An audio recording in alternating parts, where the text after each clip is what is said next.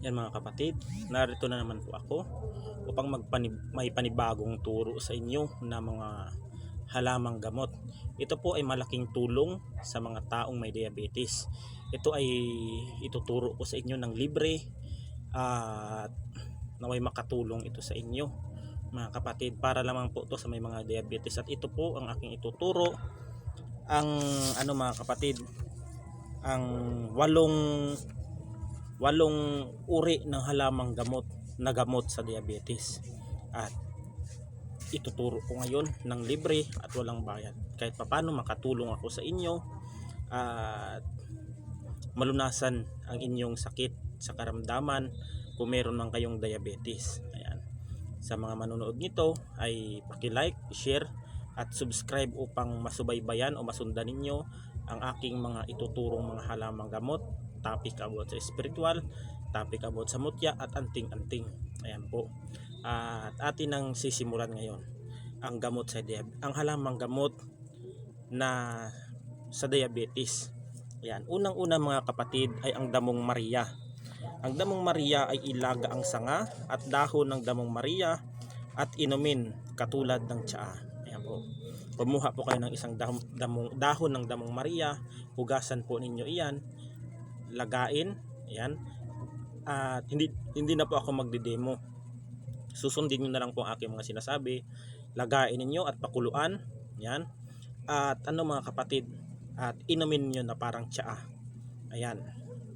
Ang pangalawa naman mga kapatid ay ang kasoy. Yan. Ang kasoy ay kunin niyo ang bunga. Kainin ninyo ang bunga ng kasoy, ngunit huwag ang buto nito. Yan po, dahil po ang kasoy ay napakainam na panglunas din sa tinatawag na diabetes. Ayan. Ang pangatlo naman mga kapatid ay kamatsili. Ang kamatsili ay kunin ninyo ang bunga nito at kainin ang bunga ng abot ng inyong makakaya mga kapatid. Ang bunga ng kamatsili. Yan. Ang ikaapat mga kapatid, ang sitsirika. Yan. Ang inyong kukunin lang sa sitsirika ay ang dahon at ang bulaklak. Yan mga kapatid. Pakuluan ang dahon at bulaklak at inumin katulad ng tsaa. Yan, katulad din ng na idinemo ko nung una mga kapatid. Ayan. Ikalima mga kapatid, ito ay napakaraming tulong o napakaraming napagaling na ng halamang gamot na ito, at tested itong halamang gamot na ito ay ang tinatawag na banaba. Yan. Ang banaba mga kapatid, kukunin lamang ninyo ang balat at ang dahon nito mga kapatid.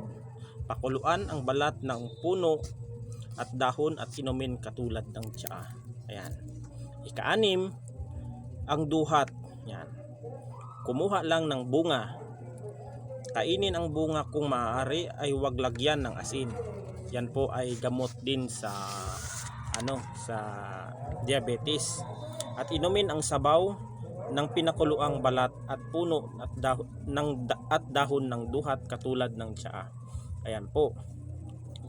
Ang ikapito ay ang kugon. Kumuha kayo ng dahon at ugat ng kugon at pakuluan ang dahon kasama ang ugat at inumin din katulad ng tsaa. Yan. Ika-anim. Yan. Ay, ika-anim. Mali po mga kapatid. Ikawalo. Ito. Ang una sa huling aking ituturo ay ang ampalaya. Kumuha po kayo ng bunga mga kapatid.